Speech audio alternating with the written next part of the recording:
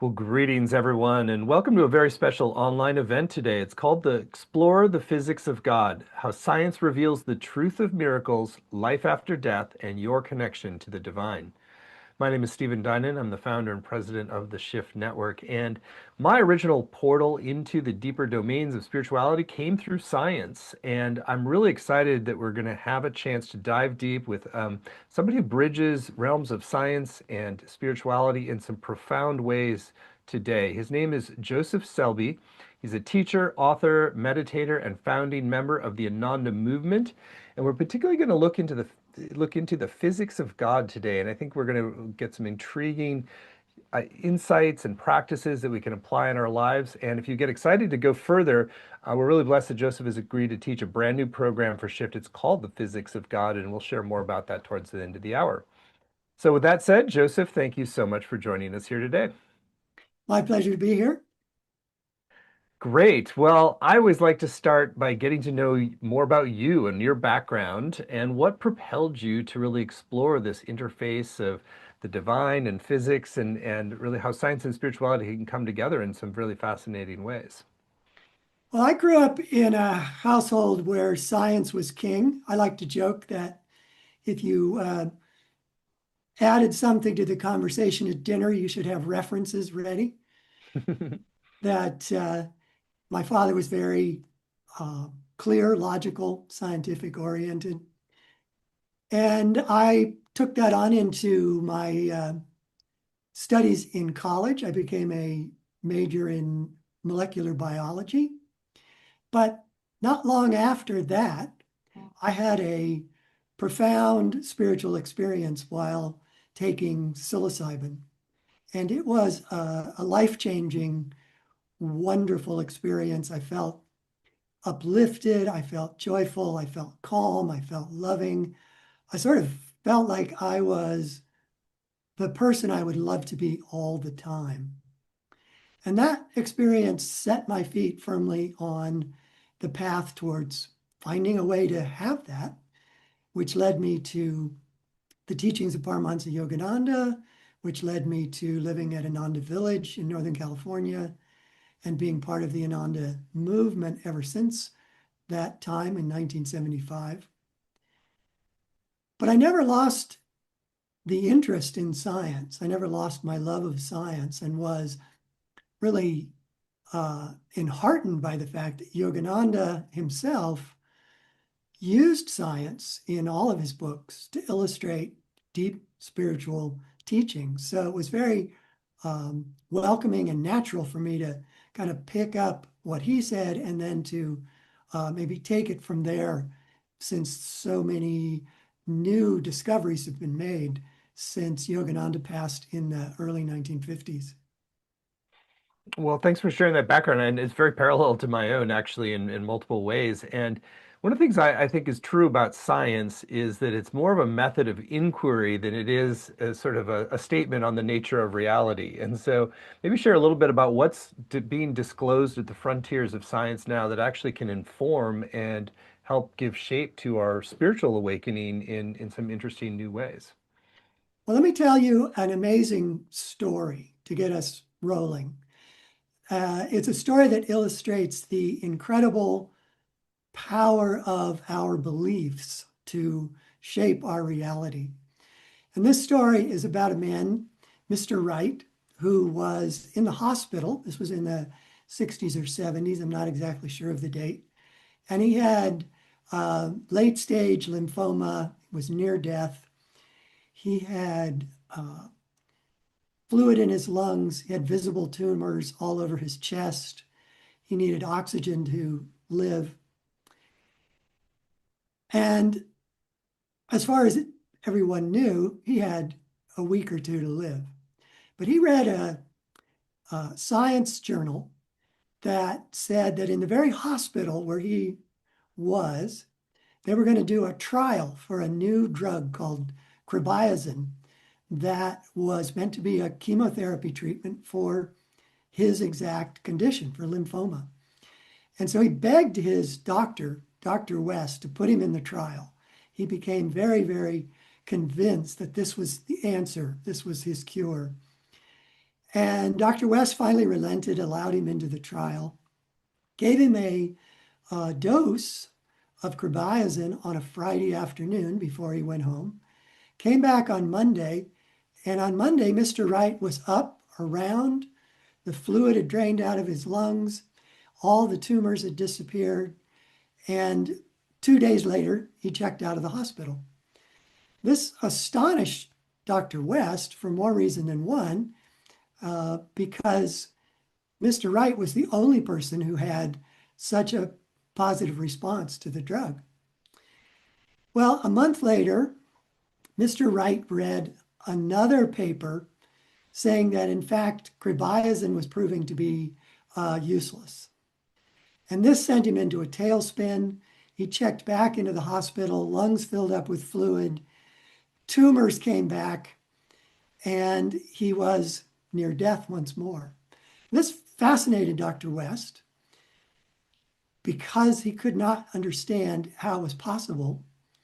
So he devised a test, so to speak, and he told Mr. Wright that while it was true that carbamazine in general was not being effective, that there was a new and improved carbamazine coming to the hospital in the next few days, and that he would give him a dose. This buoyed up Mr. Wright once more. He received the dose. Same thing happened. Tumors went away, fluid drained away, energy came back, and he checked out of the hospital. But this new and improved carbamazine was nothing more than a saline solution. It was just a placebo. Now, unfortunately for Mr. Wright, being an avid reader of science journals, he read yet another report that said carbamazine has been completely ruled out as having any medical benefit whatsoever. Same thing happened back in the hospital. Tumors returned, fluid returned. Only this time, he died 2 days later. That's a crazy story and quite a testimonial for the placebo effect as well, and the power that our minds have. So, I mean, so the point of the story, I mean, it obviously didn't turn out very well for Mr. Wright. What do you take away from that? Well, I chose this story because it's both illustrative of the power of belief, but also as a cautionary tale about what you believe in. So for Mr. Wright, he believed in the medical model, current medical model. He believed in chemotherapy. And when that failed him, or at least he thought it had failed him, he died. So he chose to believe in something that was limited. And this is really the story of science as it's popularly understood today. It's a very limited picture of reality and who we are within that reality.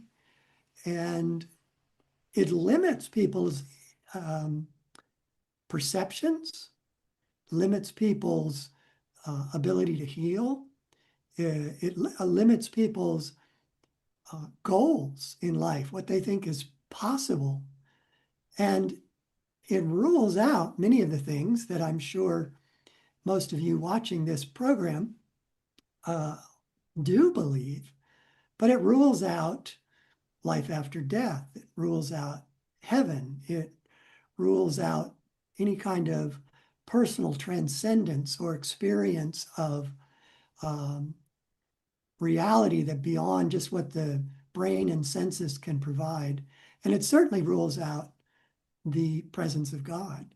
So while modern science and popular science as we understand it has done so many wonderful things, it has also become a very limiting belief system that I think affects people far more than they realize. Hmm. And I think we do. I have to make a distinction between current understanding of science and the scientific method, which can and is by many different pioneers going into these really deep terrain of like understanding our higher capacities, our spiritual nature, psychic abilities. And so let's talk about some of that and what you're sort of seeing in terms of the physics of God. Well, that's exactly right. That there is a limited picture that is popularly understood, popularly believed, but there have been many really mind-blowing discoveries made, particularly in the disciplines of physics, that is painting a very, very different picture of reality than how it's understood popularly. So, in a way, you could say popular understanding of science is 100 years out of date. That the understanding that most people have today doesn't include even the implications of quantum physics, which was pioneered 100 years ago. And since then, we've had string theory, we've had M theory, and within those, physicists at least understand that there are pure energy realms, other regions of reality, if you will, other realms of reality that exist beyond the physical universe. And not only do they exist, but the entire physical universe is dependent on them. And these realms are non-local, meaning they behave in ways that our local physical universe do not. They're spaceless, they're timeless, there is no distance. Everything is one seamless whole in non-locality. And I think even more mind-blowing is the ideas of M theory that suggest the entire physical universe is a holographic projection from this non-local pure energy reality. Hmm. And that the universe can't exist without that subtler pure energy realm. And we can't exist without our personal hologram existing in that realm that continuously creates our physical body. So this is not your father's physics. This paints a picture of reality that is profoundly different than what is popularly understood. How would that more holographic understanding of reality be applied or help account for what Mr. Wright experienced?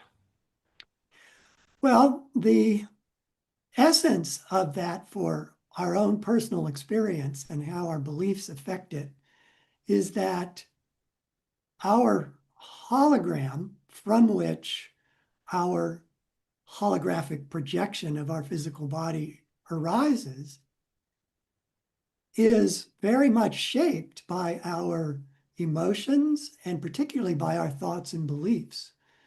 So if we believe that we can't survive cancer without an effective chemotherapy treatment, then we're not going to survive. But if we believe, as I do, and as I imagine most of you listening believe, that there are more subtle realities beyond the physical, that if we, believe in their reality, can have that transformative effect and make us have great powers of self-healing. And there's much more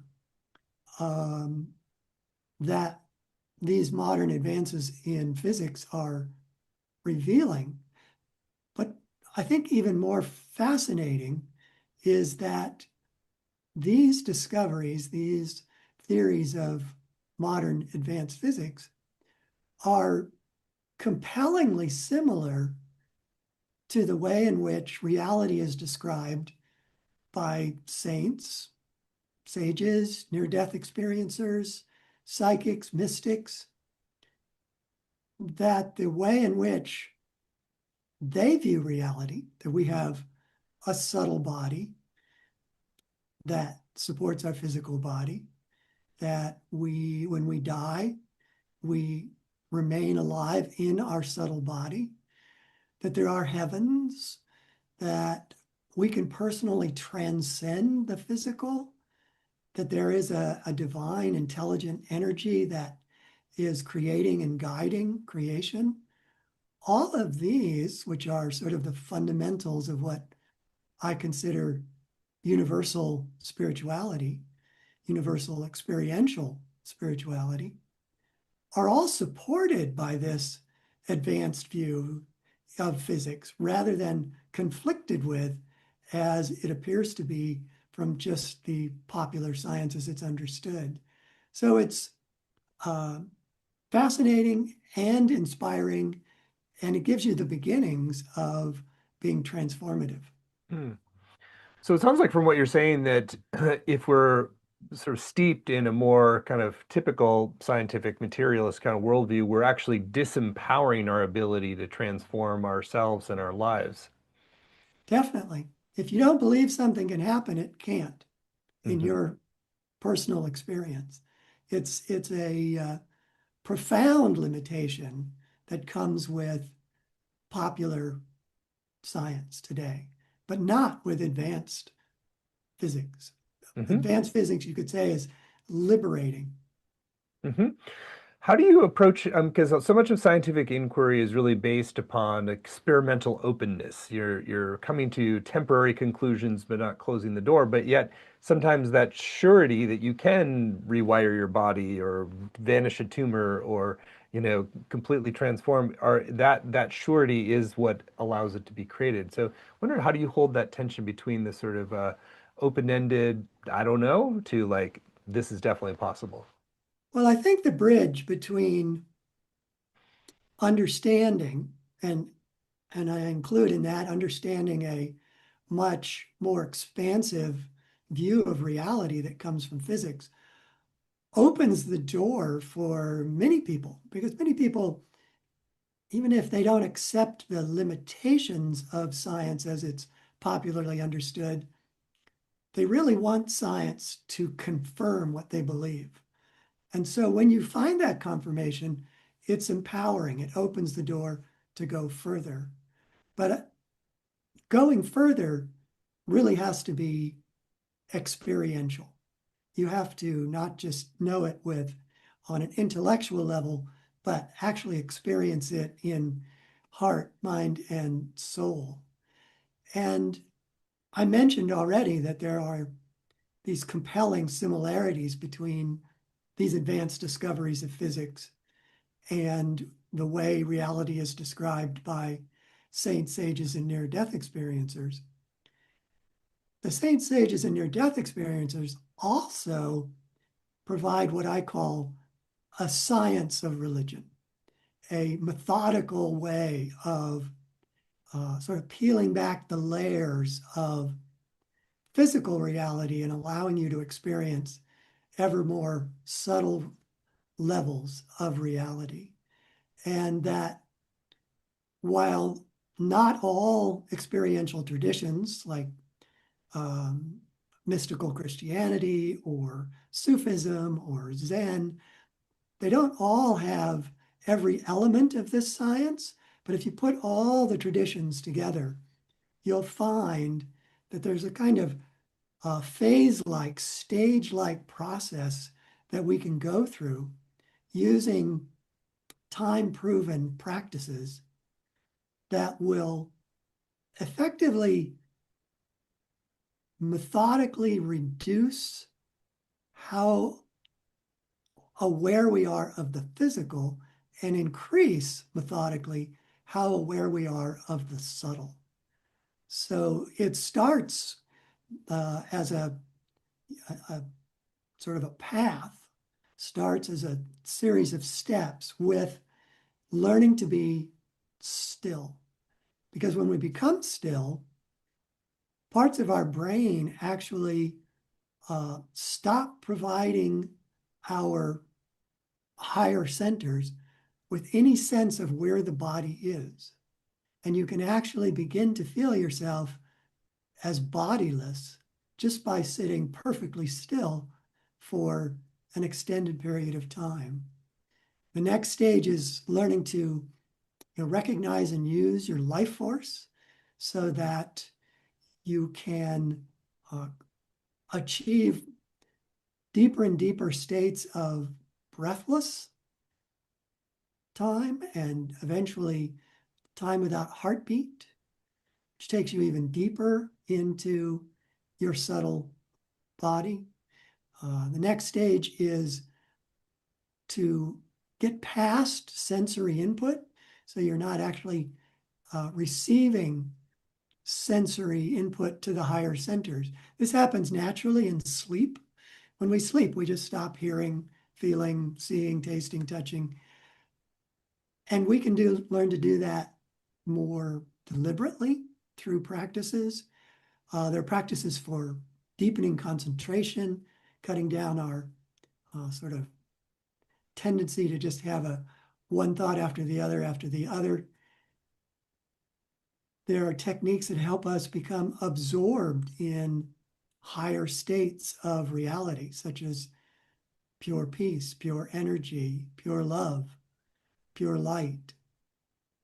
There are techniques that help us commune directly with spirit, with the intelligent spirit that creates and maintains the universe, all ultimately taking us to oneness.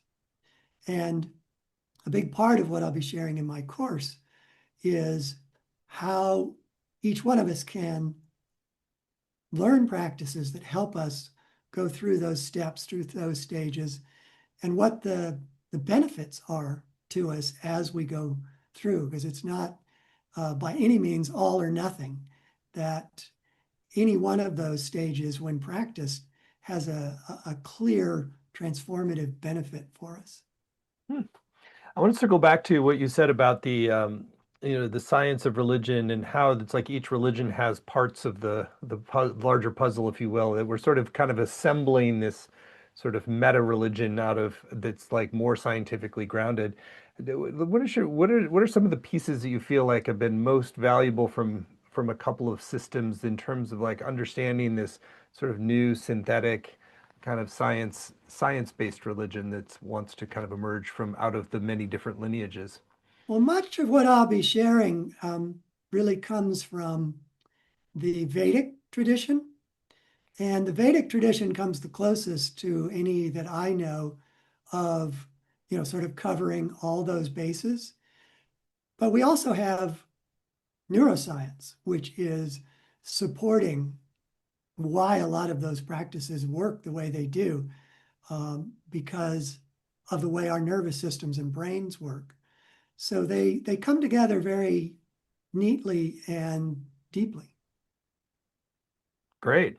Well, I think now would be a great time to give us a taste of some of the practices that you're really synthesizing for this science of religion work that you're sort of working on. So let's take some time now, and you want to tee that up and explain that a little bit, and then guide us in a practice. Sure. So this is a favorite practice of mine, which um, I call joy breathing. It's you probably won't find it if you Google it. It's just something that I've come to find it, come to call it. Basically, the idea of joy breathing is to use your breath in tandem with visualizing energy moving in your body and to use them in tandem. So where I want you to start with your awareness is try to feel energy or feel the energy as it is in your heart area, in your heart chakra. Just tune into that.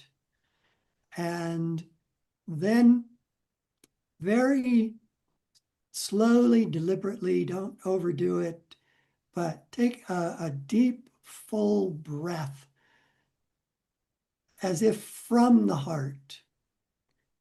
And you're drawing that energy up into the brain.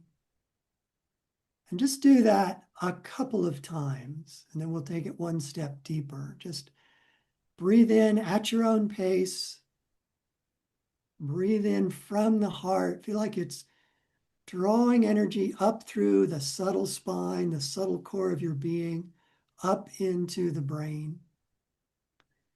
And then as you exhale, allow yourself to relax. And then return to that awareness of the heart. Breathe in slowly, gently, deeply, drawing energy up into the brain. And then exhaling, feeling a release, a letting go. Now I want you to add to that the experience of joy you can visualize or affirm is in your heart.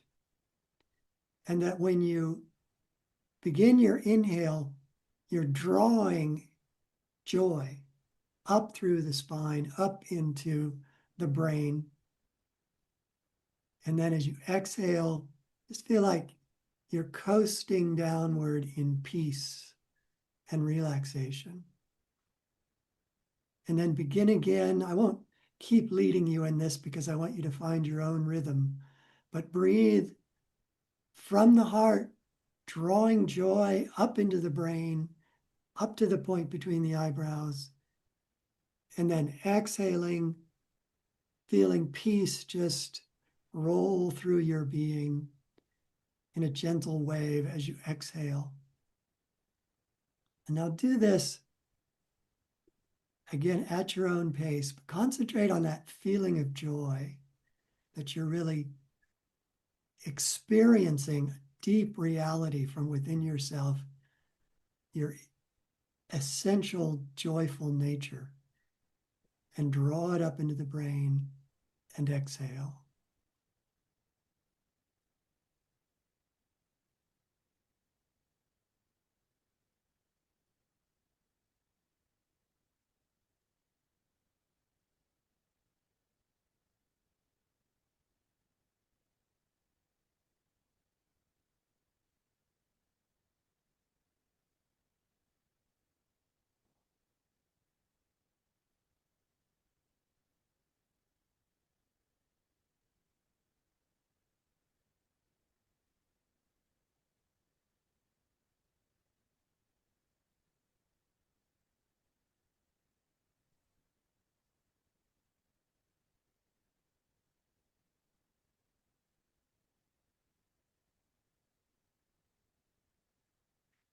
Do two more gentle, deep breaths, and then just relax into the feeling, relax into the joy, relax into the peace.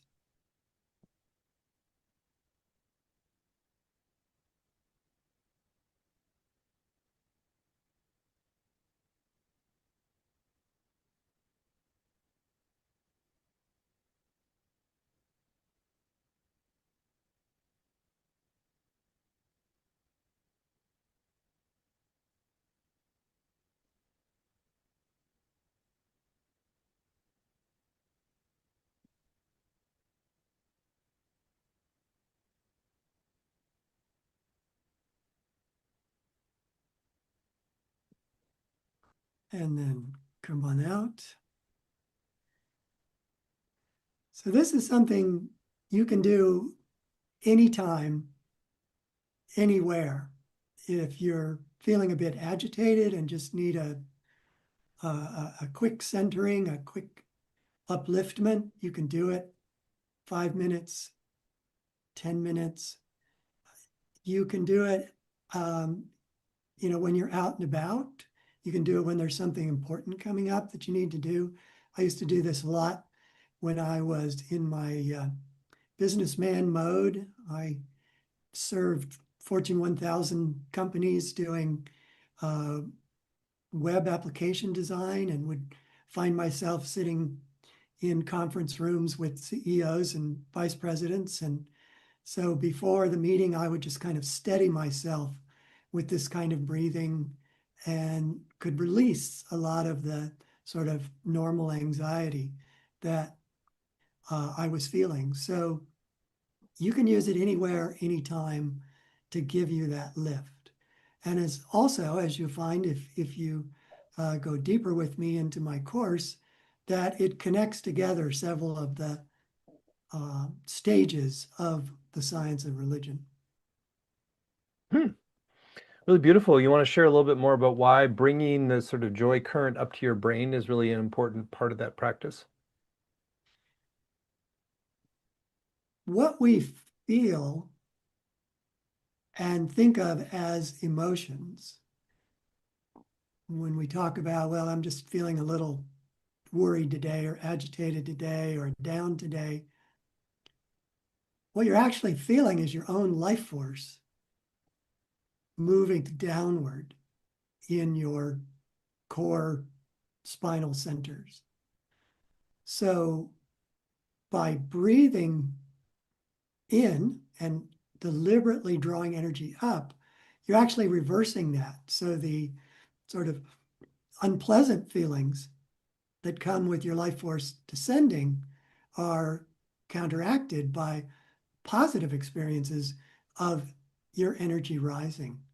And our energy is all day moving up and down the spine as we breathe, but there's sort of a tide that draws us down or lifts us up.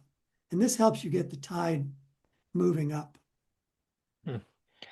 And how does the practice that you just guided relate to some of what you were saying about some of the frontier physics as well? And how is that helping to illuminate why it works? Well, we're always in two bodies. We are in our physical body and we're in our subtle body. Now, popular science says we don't have a subtle body, where these advanced discoveries in physics say not only do we have a subtle body, but it's creating our physical body. So we're affecting with that technique, we're affecting the actual hologram that is projecting the holographic projection that is our physical body. So what these advances in physics are doing is really supporting in a way that I think I've found in talking to many people is profoundly affirming that this inner life we have with our subtle energy body is in fact real, that it in fact exists and it in fact supports the physical body. So the two complement each other. These practices of the science of religion are very much supported by and um, mirrored in these advanced views of physics. Which also sort of seems to connect with what you're saying about like moving your attention to the subtler domains puts us closer to that holographic template. So it's like we're connecting with the part of us that is creating our body and source rather than just at cause from it. It sounds like. Yes, we get more and more aware of our subtle body, which is what the whole science of religion is about. And when we're primarily aware of our subtle body, we're also primarily aware of peace and calmness and love and above all, joy. So learning the art of being more centered in your subtle self than in your physical self is life-changing, Mm. makes everything improve. I'd love for you to build on what you're sharing and share a little bit about how you can extend this same practice and philosophy into different areas of your life, like relationships or work or creativity. Well, there's an interesting dynamic between everyday life and our inner life. And for a lot of people, they think that their outer activities, their outer challenges are sort of unfortunate things that they need to do.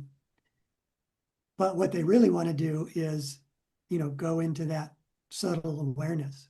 But you can use your outer experiences, your outer responsibilities as kind of a springboard to experience subtle reality, to enhance your subtle experience. So, as an example, having high energy is part of what you experience when you are closer and more connected to your subtle body. So you can learn to deliberately do whatever you have to do, whether it's your job, whether it's taking care of a household, whether it's taking care of other people. You can use that responsibility to increase your energy. And when you increase your energy with willingness and enthusiasm and focus, what you'll find is that your meditations, your spiritual practices are also enhanced with energy, that you feel uplifted as much in your spiritual life as you do in your outer life. So the two are uh, in a dynamic relationship, and it really can be quite helpful to understand that dynamism between the two and deliberately and consciously use it. Makes a lot of sense. Do you want to give some other examples of how you've really applied these physics principles to that uplifting and transforming different sectors of our life? Well, as a writer, sort of a person who needs to draw on creativity, I have found that particular interaction between the process of writing and the experience of going into more and more subtle reality to be very powerful. So I will oftentimes, after I've meditated and gotten as centered as I can get in one particular session, I will allow myself to start thinking about what I'm writing. And that can be, and often is, the most illuminating part of the writing process. I'll think of things that I had never put together before. I will realize connections that I had never seen before.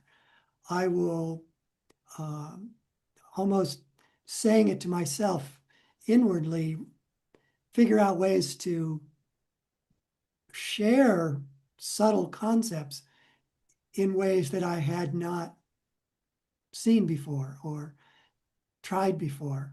So I find that it's hugely helpful to my creative life, to my writing, and to teaching.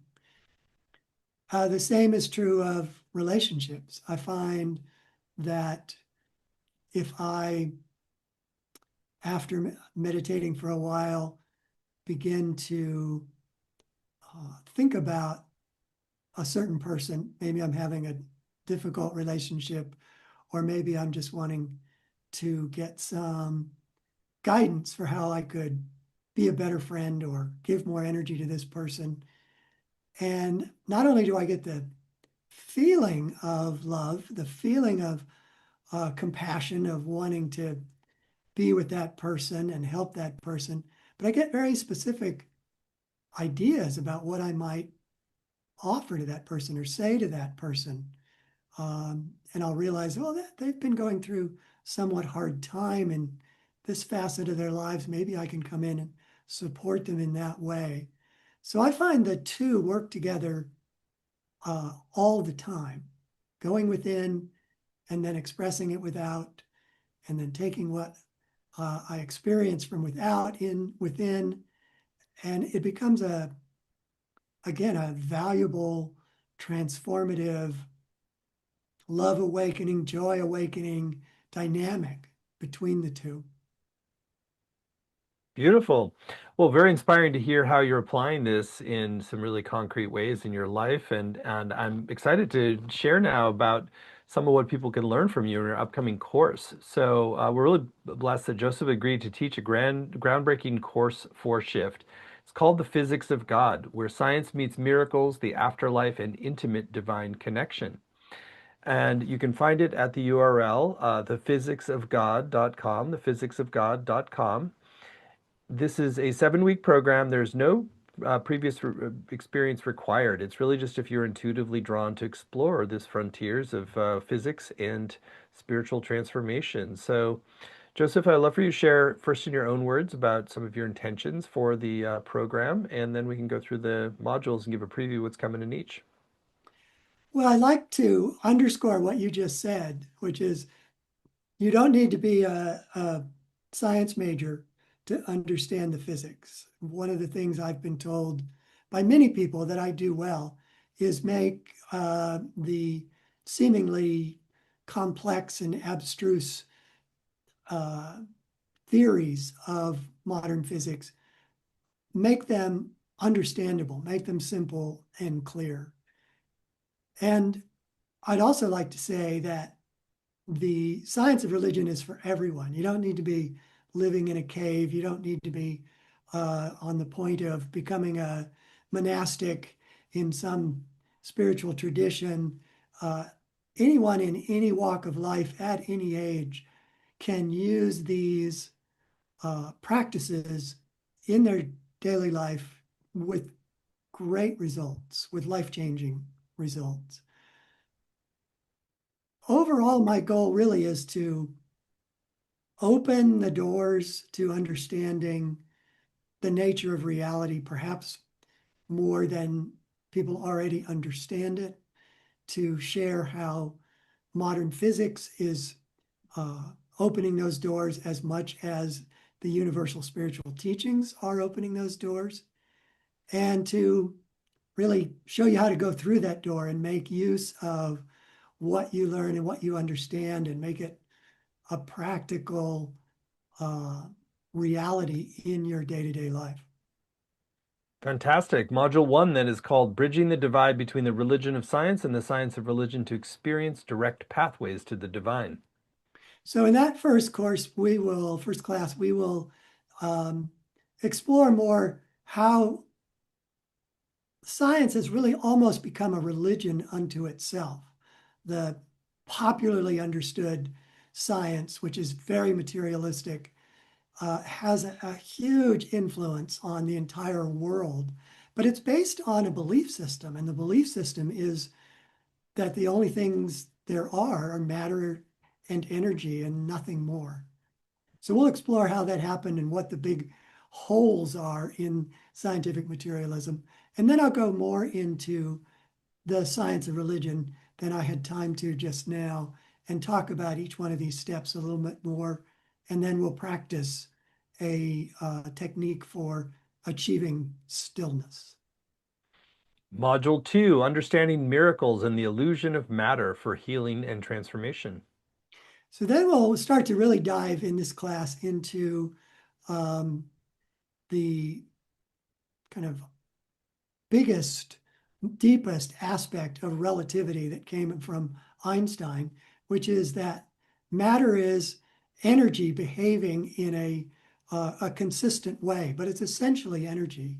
And then we'll get into uh, quantum physics and see how not only is matter made of energy, there are routine times when that energy stops behaving as matter and starts behaving as waves of energy.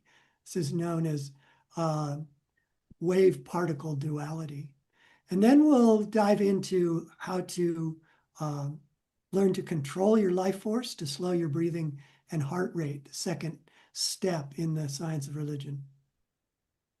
Module three, Exploring the Evidence that Connects String Theory and the Heavens to Experience Non-Local Energy and Higher Consciousness. By this time, when we get into the course, this may be new territory for many of you, but there's a very exciting connection, very moving connection between string theory's vision of the cosmos and the location of the heavens that have been promised by all religions throughout time. And there's a very fascinating connection between the way the idea of a brain, a kind of a layer of energy beyond the physical universe, corresponds exactly to the way the heavens are described. Then we'll also get into the third step in the science of religion, which is learning to get past sensory input, learning to go within, basically. Module 4, experiencing the multidimensionality of your being with one foot in heaven and on earth to embody oneness in body, mind, and spirit. Well, that title of that module says a lot. We'll explore how um, particularly string theory and a little bit M theory supports this notion that there has to be uh, a dynamic between the subtle realm and the physical realm. And that also pertains to our subtle body and our physical body. So we'll explore that in great depth. But essentially, you're always in both. You're always in your subtle body, you're always in your physical body. And then we'll get into an exercise which is called the hung saw technique, which is a way of focusing the mind very, very one-pointedly. Module 5, perceiving yourself and the universe as a cosmic movie you can co-direct with your thoughts and emotions to experience joy and take command of your life. This will give us a chance to explore in more detail this notion of the holographic universe, that the actual physical universe and our actual physical body are projected as if from a movie that exists in that subtle reality. And we'll talk a lot about how that can work and how it fits neatly with going back to uh, ancient spiritual teachings that say the subtle body creates the physical body. And then we'll talk about ways to deliberately absorb yourself in divine aspects, love, peace, joy, light, through a technique. Module 6, recognizing your potential to have an intimate personal relationship with the infinite and intelligent consciousness of God. Most people don't realize how many scientists there are who actually believe that there must be a God. But their definition of God is very precise, which is an infinite, intelligent creator, not an anthropomorphic God or not multiple gods, but a very specific definition. And we'll explore that and how the many, many scientists have supported that. But we'll also explore how not only is God infinitely aware, but he's infinitesimally aware. He's aware of our every thought and our every feeling that opens the door for us to have a personal relationship with God. And the technique we'll practice will be different ways that you can commune with God deliberately in your meditation, open your heart and mind to connecting to God and receiving a subtle response. And finally, Module 7, integrating your oneness with God to cultivate daily awareness, joy, and divine agency. So the last course is really about who we are. What is the nature of the soul? And we're so much more than we think we are, so much more than we experience. And we'll talk about that, and we'll talk about also why it is that we don't experience that all the time. We'll get into the nitty-gritty of neuroscience and how we can rewire the brain. And then our last practice together is we'll do a guided meditation based on Yogananda's poem, Samadhi. Well, what a beautiful program. And it's really clear this is emerging out of decades of practice and synthesis of your own lineage and other lineages, as well as the deepest frontiers of physics. So, really great stuff, Joseph. So, again, the whole program is laid out in detail at thephysicsofgod.com, thephysicsofgod.com. We've mentioned the seven 90-minute modules, so there's more detail on the page. And each of those modules, you're going to get a chance to ask your questions live and participate in practices live, as well as engage with other people. So you'll get recordings of every session, both video and audio. You'll get word-for-word transcripts. You'll have the opportunity to engage with other students in the course. And you will also get a number of bonuses that are on the page, and we can go into a bit more detail here. There's a full PDF book with Joseph with a forward by Amit Goswami called The Physics of God. You want to share about that book? Well, that's really the backbone of physics discoveries that we'll be exploring in the course. But obviously, as a book, it goes into greater detail than I can manage to do in a course. So it's be a way to reaffirm what you're learning in the course, or read it first and be ahead of the game once the course comes. Then there's a second PDF book, very, very abundant and generous here. It's called Break Through the Limits of the Brain.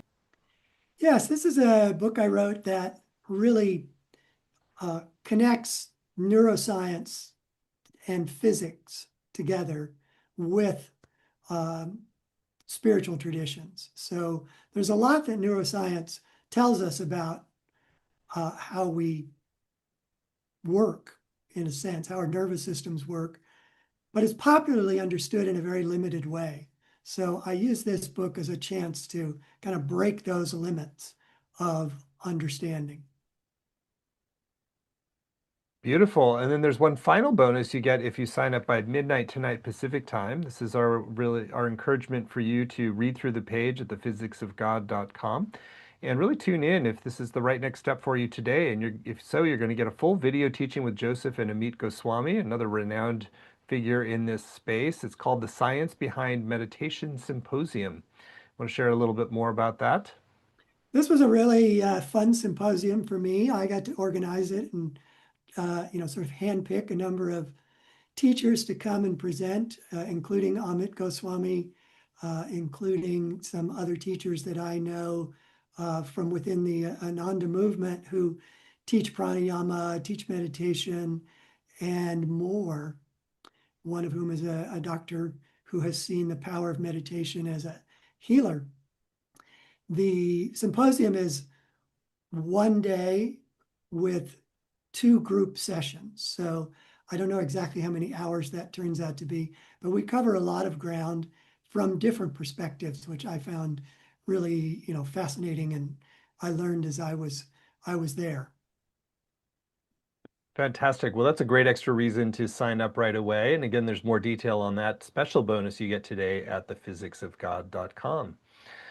So we've kept the investment for this wonderful program just very accessible. It's just 3 payments of $128, or you can save 10% when you pay in full with one payment of $349. The course is going to start October 7th and run Tuesdays at 5 Pacific, 8 Eastern. But even if you can't make the live times, you can still get the full value with the recordings, the transcripts, and the community as well. There's some beautiful testimonials from people who have studied with Joseph or with his work. So you are in really good hands. He's been at the frontiers of this work for a long time and done deep spiritual practices and really is synthesizing the best of that for you. So again, there's more detail at the URL, thephysicsofgod.com, and you will get that special bonus with Joseph and Amit Goswami by midnight tonight. So, Joseph, we're nearing the end of our time. Anything that's still on your heart you want to share with folks who are considering doing the full course with you? I just hope you decide to come. I think you'll be fascinated, you'll be inspired, you'll learn things that can be transformative, put to use in your own life in practical and deep ways. I would just, I'm looking forward to this course, and I think you will enjoy it as well. Beautiful. Well, thank you, Joseph, for sharing your wisdom and for your time today and really beautiful reflections and process that you led us in. So thank you, and thank you all for joining. Look forward to seeing many of you in the upcoming The Physics of God, which again is at thephysicsofgod.com, and you get that special bonus with Joseph and Amit Goswami when you sign up by midnight tonight. So thank you so much. Many blessings.